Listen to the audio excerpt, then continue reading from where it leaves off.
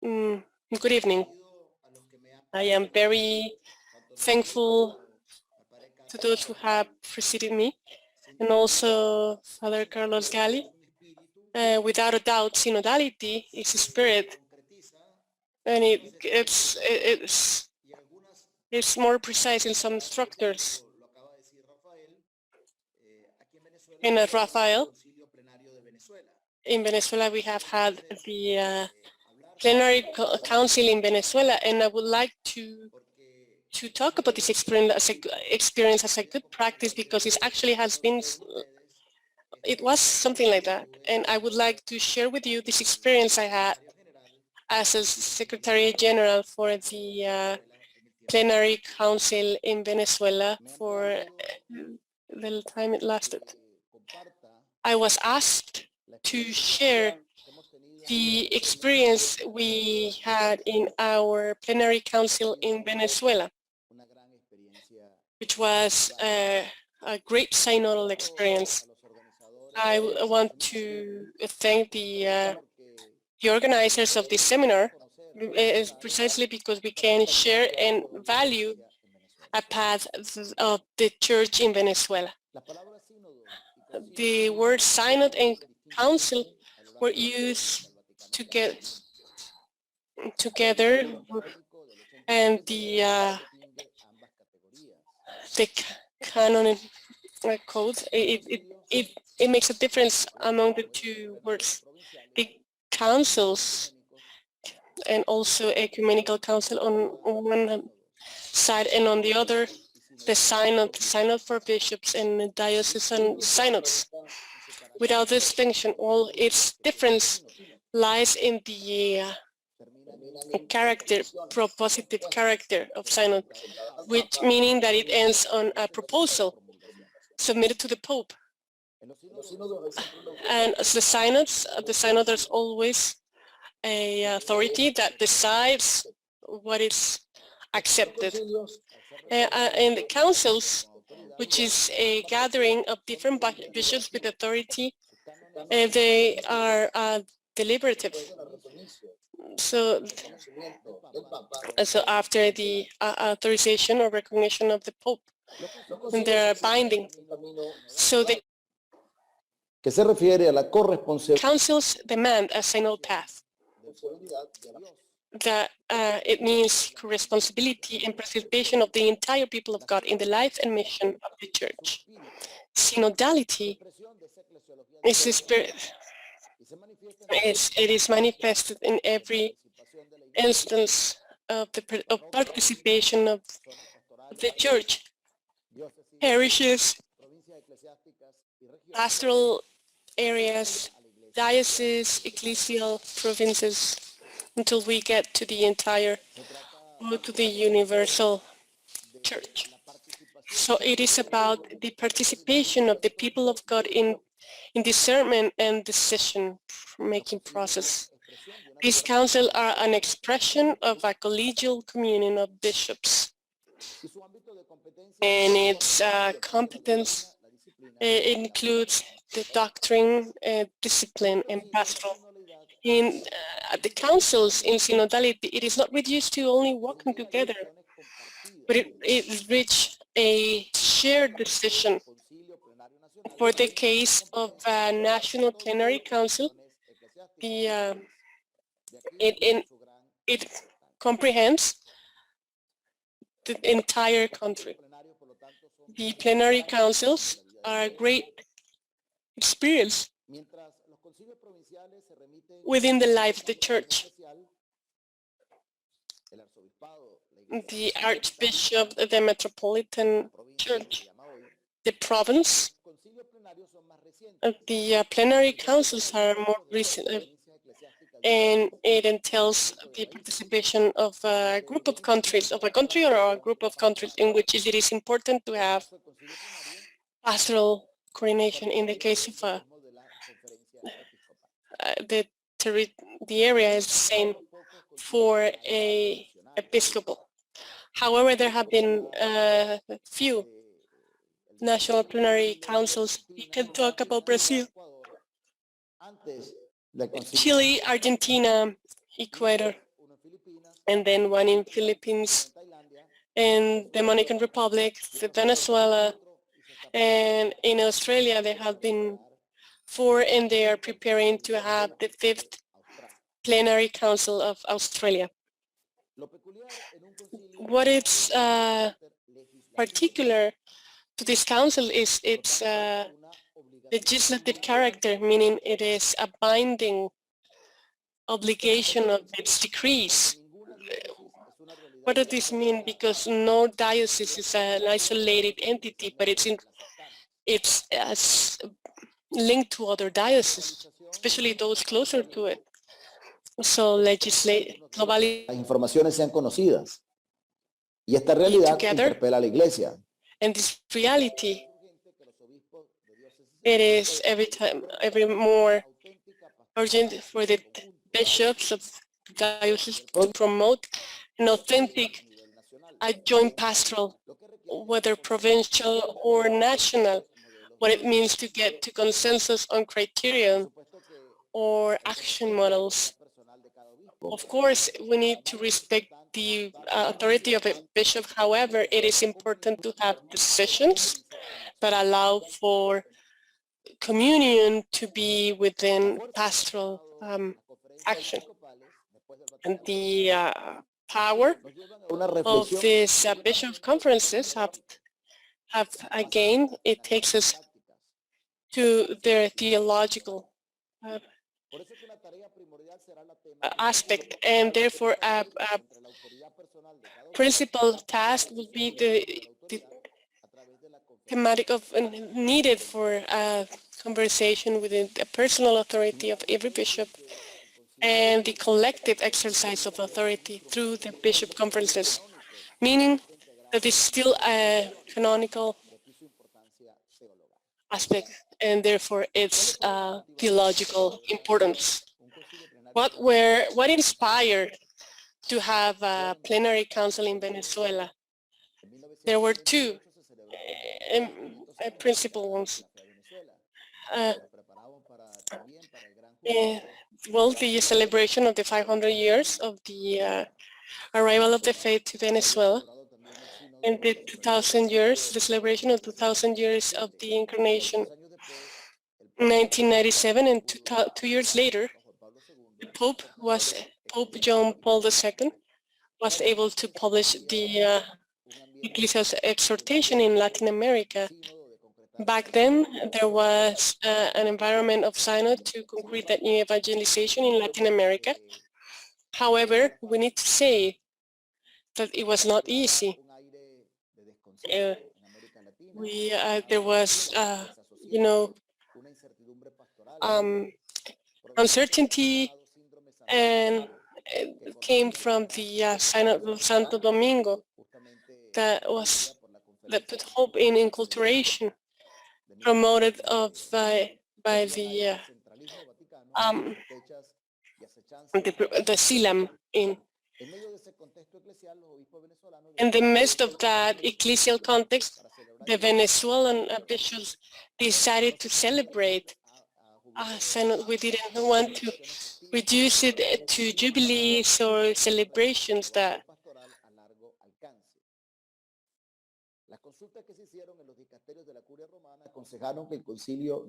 the consultation done with the Roman Curia,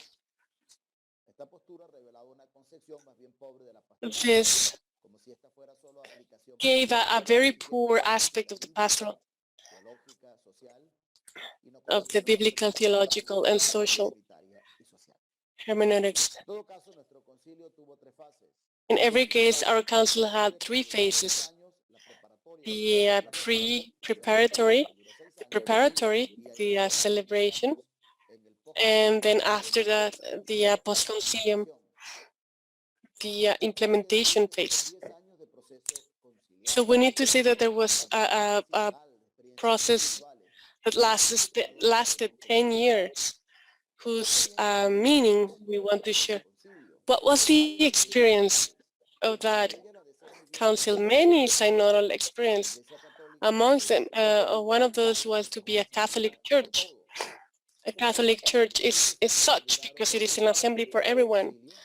In the 6 sessions that we celebrated in the council, is the first session, 19% were bishops, 33% were priests, 22% were the religious brothers and sisters, and 24% were lay people, which women were 53% of the lay, constituted of the 53% of the lady.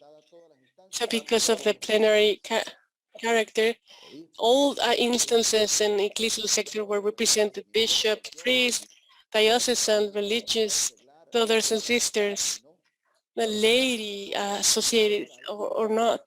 It was about the plural assembly. Among the participants were people, many very simple people, indigenous or native people, rectors, directors. The council was a reflection of the universality of our church, not only because of the age, but in mentality, spirituality, and education. One of the first things we needed to do was to break those initial fears. When we started the council, was an environment of fear because of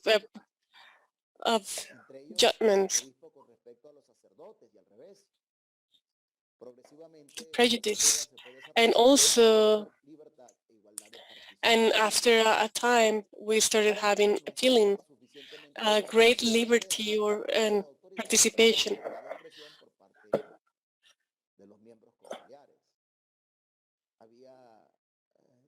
There were prejudice among religious and diocesan priests, prejudice that came from a mutual lack of knowledge, or the different movements also, different mindsets that may put a distance between one with the others, and also some hostility. I wish we can say that one prejudice that arose was the excessive respect, according to a pyramid church that didn't ask to break those barriers of protocol, even physical configuration. The assembly of the first 2 sessions, it reflected, it showed and expressed the difference of these categories. And then on the 3rd session, we moved to a more natural rather than artificial configuration. Some processes we lived was, before anything, getting together. We came from different regions of the country, from north to south, from east to west. And then it gave life, a face and a color to the representatives. Each name was a person who had a very interesting life with a lot of experience. And then it showed the first reality of a church, a meeting, an assembly. A second process was to acknowledge, to recognize each other. When we first arrived, we didn't know each other. It was impossible. And then we started getting to know each other, sharing experiences, identifying each other, which church we belong to, which community, what group that person represented, etc. We needed to be open to the other. And then from there we move towards acceptance. I can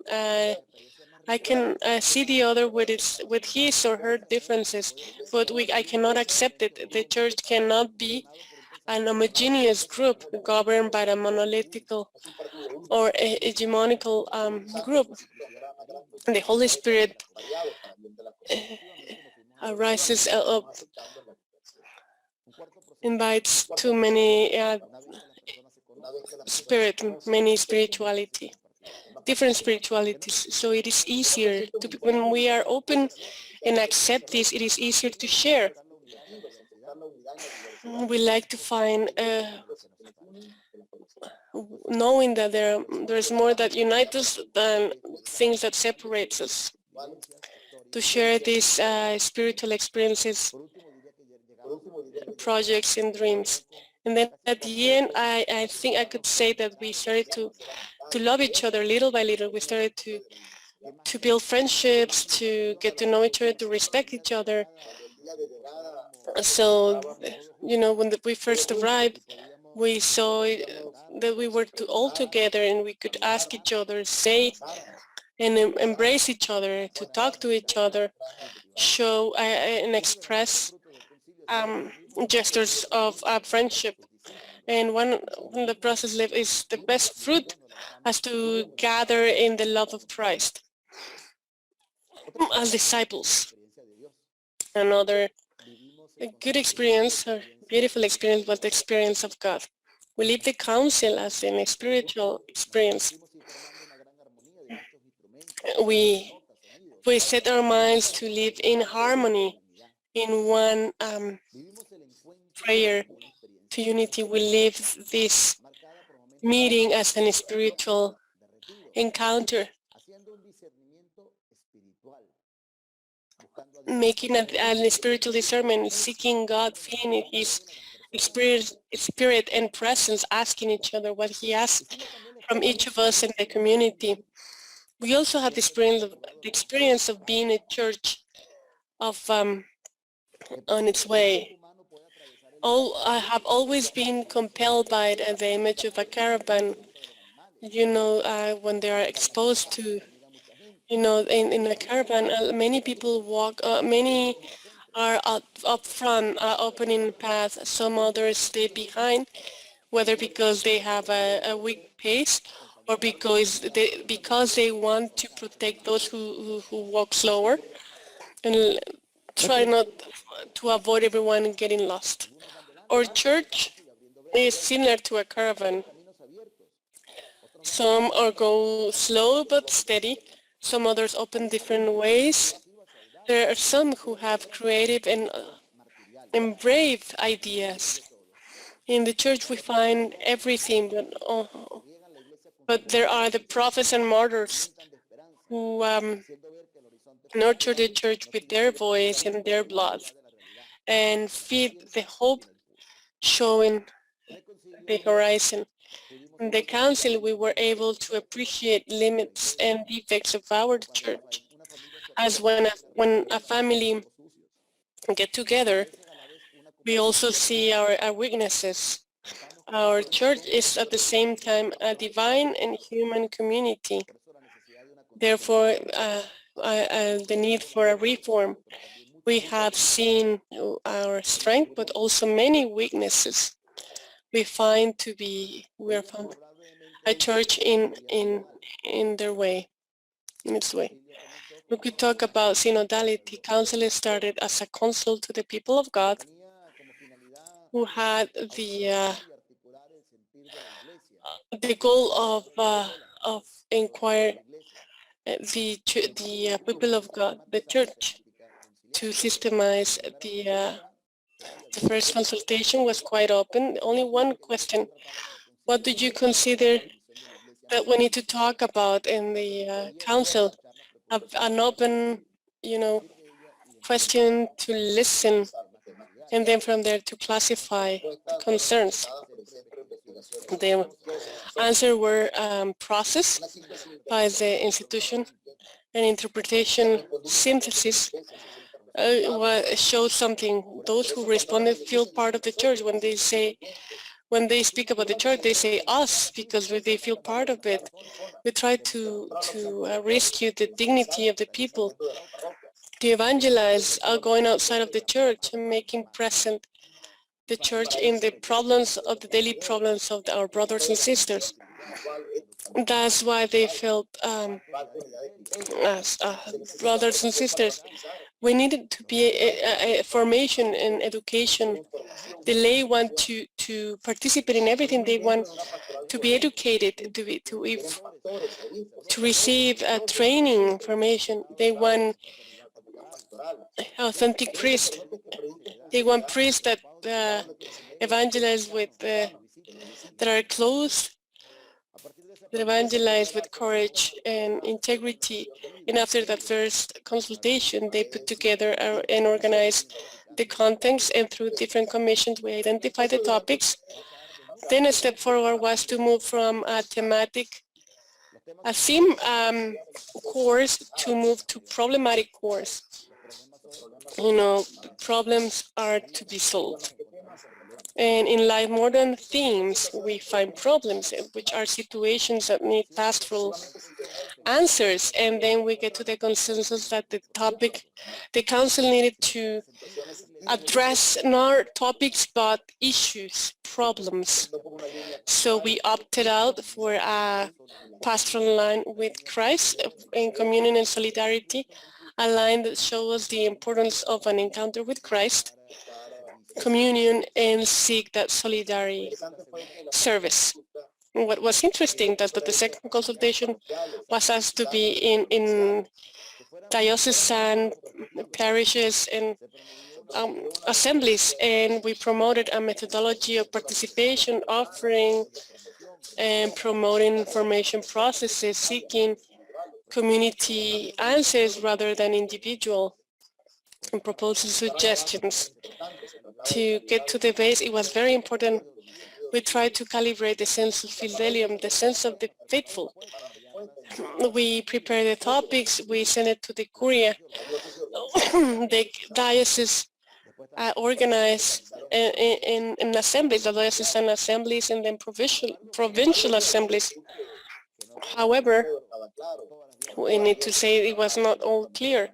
Not all dioceses work in the same way. It was not the one process. It was a sense of responsibility in participation and organization. And finally, we can say that when we got together, there was a lot to learn. It was the first council that was celebrated after 500 years. So there was nothing clear and different. It was, we set the path, we tried to travel through it, try to set a new direction, a new style. That was very interesting to sit down and to see how much it was to evaluate what we were doing. And then we got to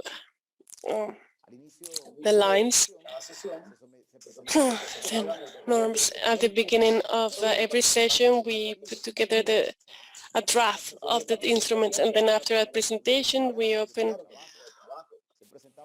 and then we submitted the opinion, and then after the intervention, we put it for approval. Some documents were rejected many times. In some cases, it was we needed to reconfigure the assembly, the council, and then after the first votings,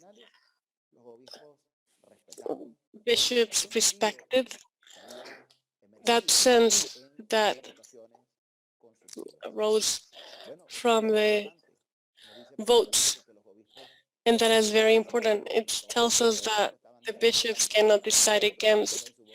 The bishops voted among or within the assembly, and that made it easier that every votes were over 95%. It was an authentic experience of synodality and of working together. And that led us to lead some processes to discover there are some mindsets we need to discover.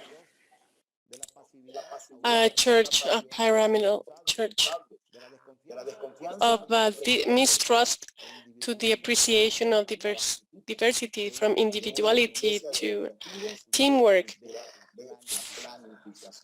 to a culture of planning, from ecclesial provinces isolated, processes that we have set in motion, processes that need to continue.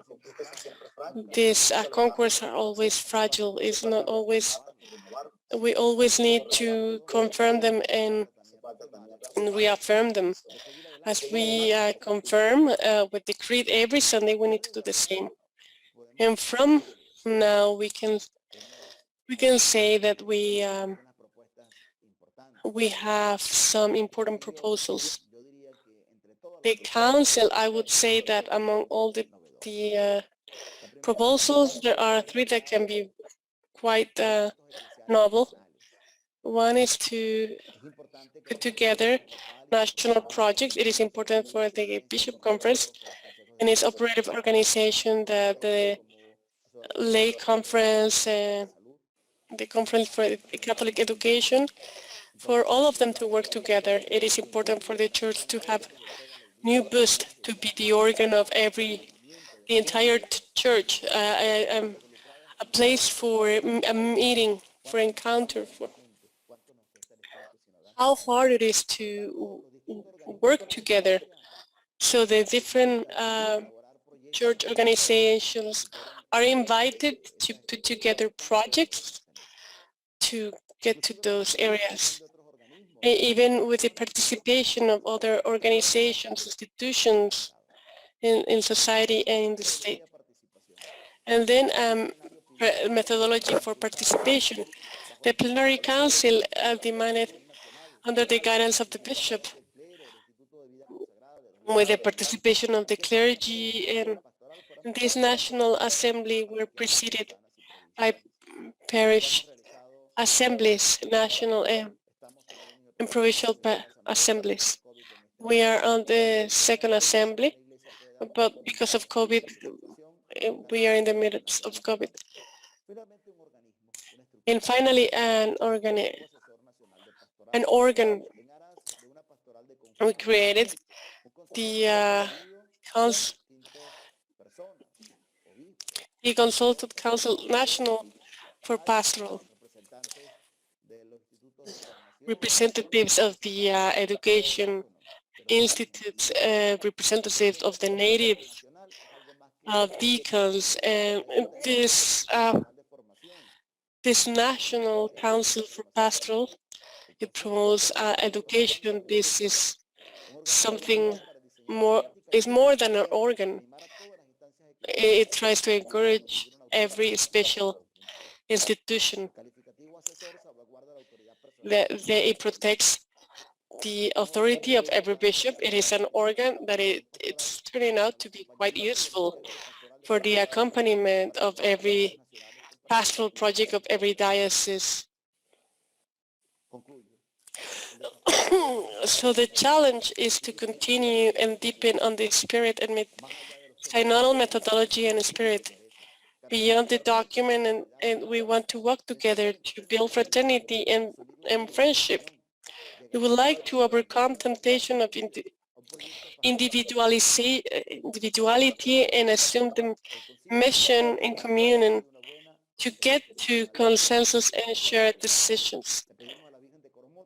We asked the Lady of Coromoto, the patron of Venezuela, to let us continue down this path, because God has been great with us and has allowed us to have this synodal experience that can be shared and proposed as a good practice.